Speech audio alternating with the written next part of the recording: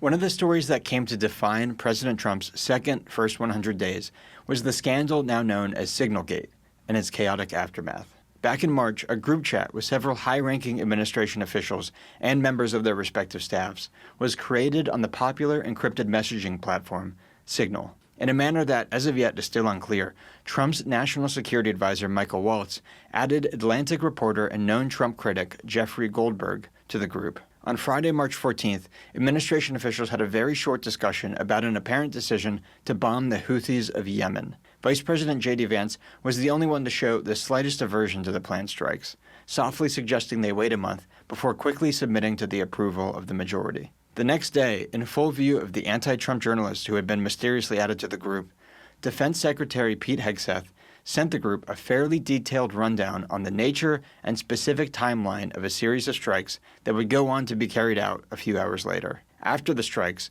Waltz reported that a Houthi leader had been identified entering an apartment building that had been destroyed, presumably killing the people inside, including the target, which evoked messages of celebration from the Signal chat. With that, Goldberg gathered screenshots, left the group, and then penned a detailed Atlantic feature on what had transpired that turned the matter into a full-blown scandal, the ramifications of which we're still feeling over a month and a half later. The establishment media, of course, used the episode to hound the president and his team for their irresponsible handling of classified material. The administration tried to weather the storm by ignoring it or by saying that Goldberg was trying yet again to invent a scandal to hurt Trump. But the optics were too bad.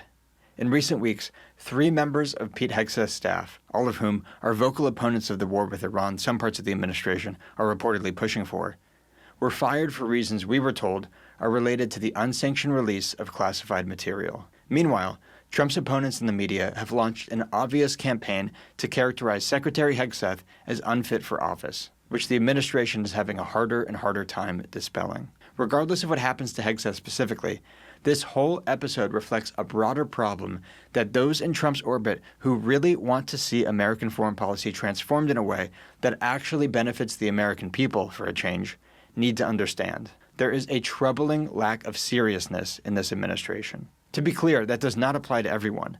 The factions, interest groups, and foreign lobbies who want Trump to continue or expand the warfare state are working hard and effectively to accomplish their goals. This group clearly learned after his first term that Trump cannot easily be shamed into changing his mind on foreign policy. But he will completely pivot and embrace the foreign policy status quo with enthusiasm if doing so is presented to him in terms that sound like they were plucked out of one of his campaign rally speeches. The narrative in Trump circles is no longer that the Biden administration was reckless on the world stage, but simply that they were weak, implying, ridiculously, that they were unwilling to intervene in conflicts around the world. That's allowed Trump's team to continue and expand the exact same policies Biden carried out in the Middle East, like bombing the Houthis, and present it as something new. And while Trump's best foreign policy campaign promise to bring a negotiated end to the war in Ukraine has not yet been abandoned, it feels more like an annoying chore that Trump's team had earlier agreed to do than the beginning of the healthy new phase of American foreign policy that many were hoping for. Trump 2.0's adoption of the neoconservative status quo may not be surprising, but it's still rather remarkable, because it required the warhawks to truly understand the reality they were facing. Trump was vocally against hiring neoconservatives and establishment Republicans in the lead-up to Inauguration Day. There was no talking him out of that, and likely still isn't.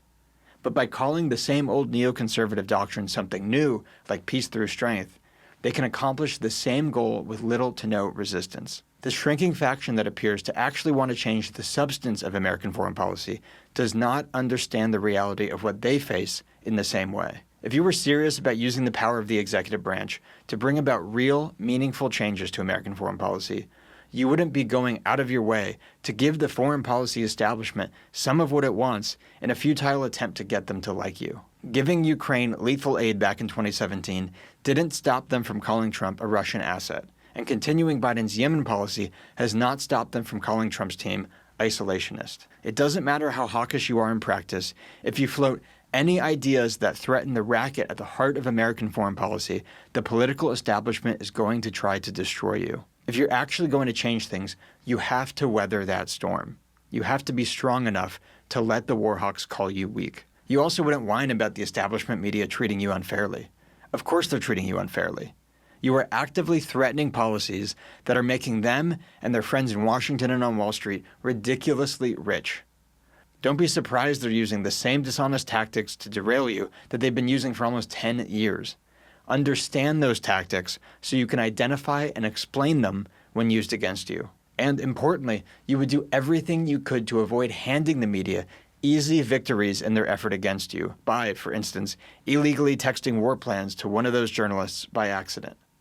When the world's wealthiest, most powerful media outlets are pulling all the stops to bring you down, you have to be significantly more disciplined, diligent, and discreet than anyone on any other side. It is clear that some people in Trump's orbit and among his base are serious about using executive power to finally move away from the neoconservative and neoliberal doctrines that have brought us over 30 years of disastrous wars. But too many are evidently content to take the easy path and continue the status quo as long as they get to pretend like they're making a change. It's up to those of us who want real change to put pressure on these folks that matches or exceeds the pressure they're undergoing to abandon their promises. Some of us were serious when we said we're done with endless wars. It's time we act like it.